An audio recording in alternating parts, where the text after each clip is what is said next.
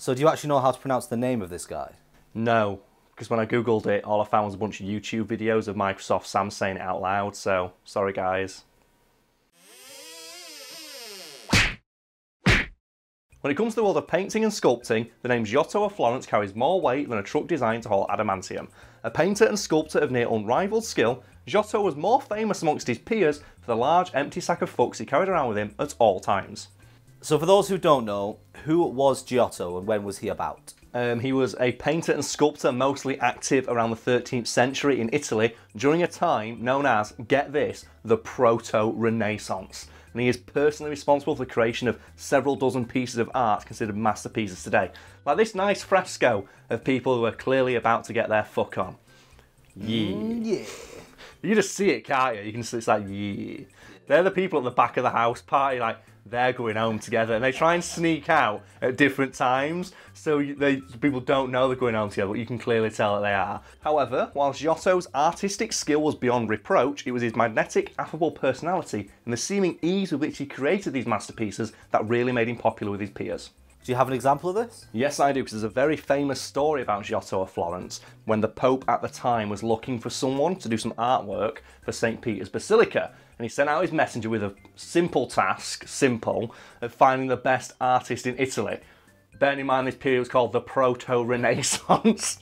You can imagine how difficult that was. And said messenger came into Giotto's workshop and told him, look, yeah, the Pope wants, like, someone, he wants to commission someone to do some artwork, St. Peter's Basilica, because I'm assuming that messenger was from Yorkshire.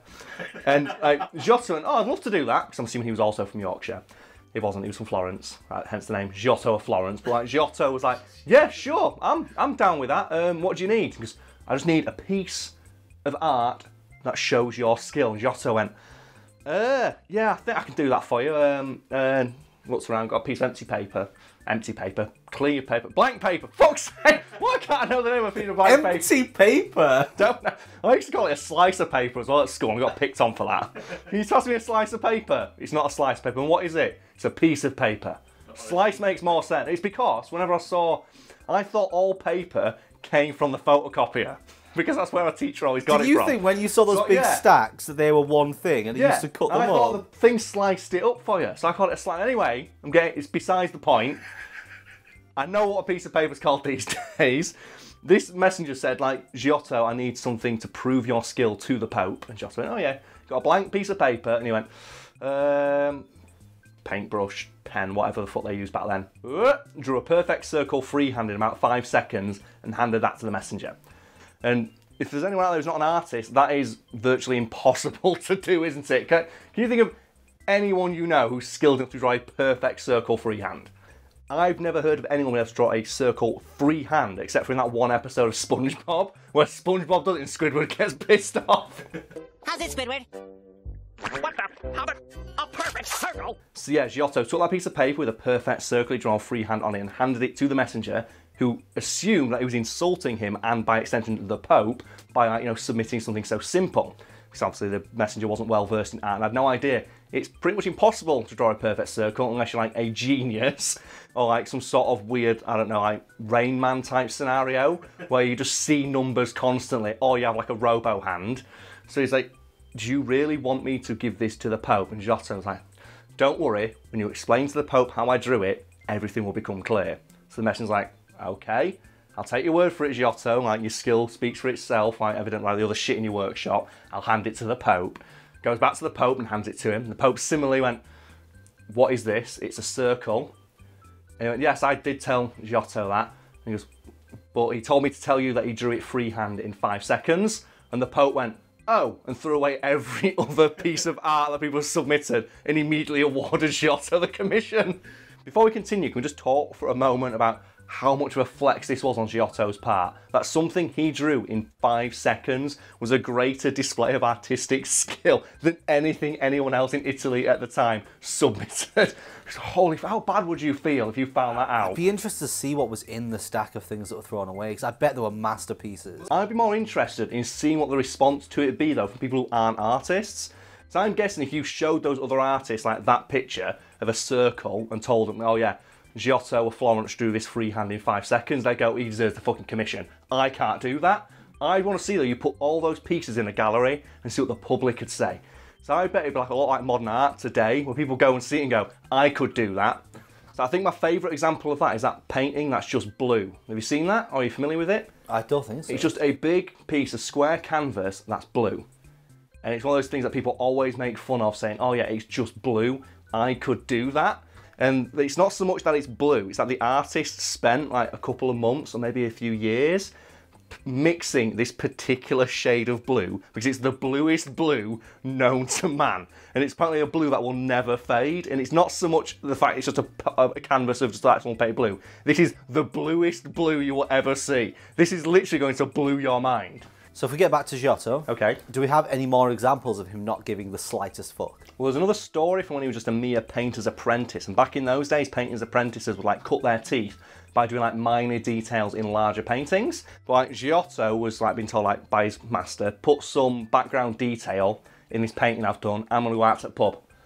Or whatever the 13th century Italian equivalent was of a pub. And Giotto did that and he was bored. He went, oh, I know what I'll do. I'm going to paint a really realistic life-size fly on the front of the canvas and just see what my master does when he comes back. And as Giotto predicted, his master came back, saw the fly and tried to shoo it away, and then got really annoyed when the fly stubbornly refused to move. And he kept shooing it and shooing it and shooing it. Eventually he went on and he slapped the canvas, trying to scare it away, noticed that, wait, that's not a real fly. That's been painted on. Who did this? And Giotto, oh, it was me.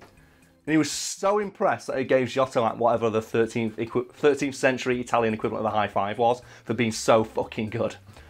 But I love that. What else do you think you could have painted on there to really freak the guy out? Because if you're that good at painting, you can paint a fly that people think is real. I think you should have done with a spider. If I was that good at painting, I would be absolutely painting spiders on people's bathroom mirror. There's people online who do photorealistic sketches, and they're always absolutely fascinating to look at. Yeah, because you're looking at that is the most impressive like feat of technical skill I've ever seen. Why are you doing this for like I don't know, an Imgur fucking gallery that gets like 40,000 views and you get no money from it? Instead of like, why is your shit not in like galleries around the world? Because this is amazing. It's crazy to think like some of the artists like I've seen online. They could like, if they went back to the time of Giotto or Florence and they drew half the shit they did, they'd be like, you are a genius. It's like, oh my god, what is this Sonic OC you speak of? Just imagine that. Or then you get like people on Deviant Art going back in time, just drawing big old titties. It's like drawing fan art of the Mona Lisa and give a giant ass anime titties. That message from the Pope comes around asking for work and they just had him like a furry drawing. Like some yaoi or some shit. Just like, yeah, here's Archangel Michael's persona, this giant fur cock. Why is this hedgehog nailed to the cross? Just deviant artists going back in time, submitting fucking furry porn of biblical figures, man. Here's Jesus' mother wrapping the baby Jesus in the three wise men Sonic Knuckle and Tails. And they give him a ring, the gold ring.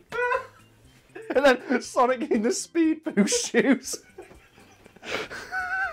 And then Jesus trying to reach out, Sonic's like, you're too slow.